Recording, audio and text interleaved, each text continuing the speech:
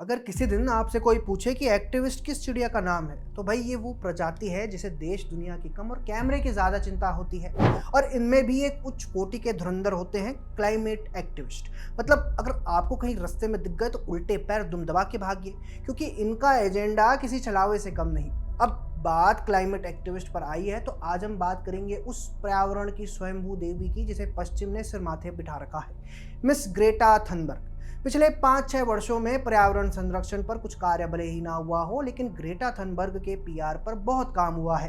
How dare you बोलकर famous होने वाली ग्रेटा अब तक पर्यावरण के नाम पर आधी दुनिया घूम आई है, और शायद अब क्लाइमेट एक्टिविज्म के बिजनेस में उतना मुनाफा नहीं हो रहा। इसलिए ग्रेटा ने कुछ ऐसा पकड़ा जिससे एसईओ के साथ साथ एक्टिविस्ट वाला एजेंडा भी बढ़ेगा, और वो नया मुद्दा है गाजा।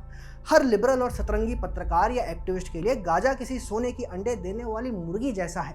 अपने देश में आप राणा अय्यूब को ही देख लीजिए, हर दिन कोई ना कोई ट्वीट जरूर मिलेगा। महीने में एक बार तो रवीश जैसे यूट्यूबर भी इस मुद्दे पर वापस आ जाते हैं। तो क्लाइमेट एक्टिविस्ट ग्रेटा थनबर्ग ने भी कुछ दिन पहले गाजा के लिए एक नाव पकड़ी थी, एक आलीशान नाव जिसमें कथित तौर पर गाजा के लोगों के लिए राहत सामग्री थी।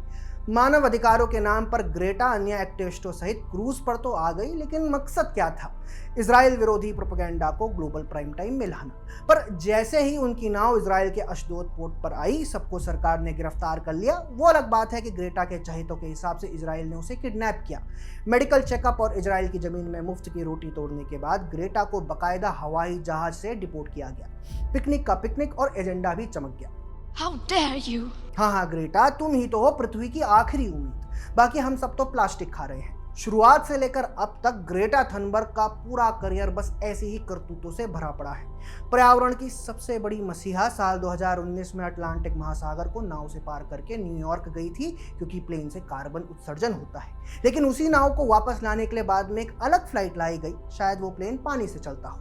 किसान आंदोलन के समय ग्रेटा ने टूल किट शेयर की थी। जी हाँ, वही टूल किट जिसके बाद दिशा रवि को अरेस्ट किया गया था। मतलब बैठी हैं स्वीडन में, लेकिन दिल धड़कता है भारत में अराजकता के लिए। ये कैसी पर्यावरणवादी हैं जो भारत की संप्रभुता में दखल देती हैं?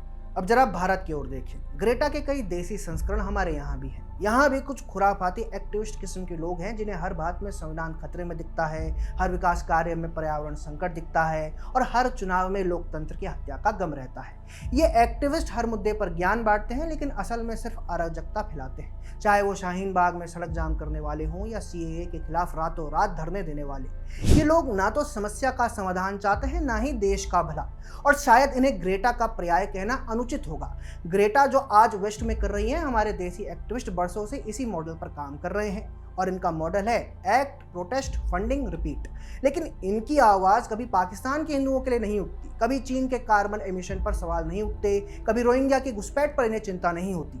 लेकिन जैसे ही भारत कुछ अच्छा करता है, कोई डैम बनाता है, कोई एक्सप्रेसवे बनाता है, ये एक्टिविस्ट चिल्लाने लगते हैं बर्बादी, तबाही, पर्यावरण संकट। तो दोस्तों, ग्रेटा थनबर्ग आज के समय की वो ब्रांडेड एक्टिविस्ट है जिसे कैमरा चाहिए, मंच चाहिए, और हर मुद्दे पर ओवर एक्टिंग का मौका चाहिए। लेकिन अब जनता जाग चुकी है। हम समझ चुके हैं कि ये हाउ डेयर यू गैंग असल में हाउ फंड मी गैंग है। और भारत में भी अब समय आ गया है कि आप सब इन पाखंडी एक्टिविस्टों की असलियत समझें। नाम लिखने की जरूरत नहीं, आप सब इन्हें अच्छी तरह से जानते हैं। अगर आपको ये वीडियो पसंद आया हो तो लाइक, शेयर और सब्सक्राइब जरूर कीजिए। जय हिंद।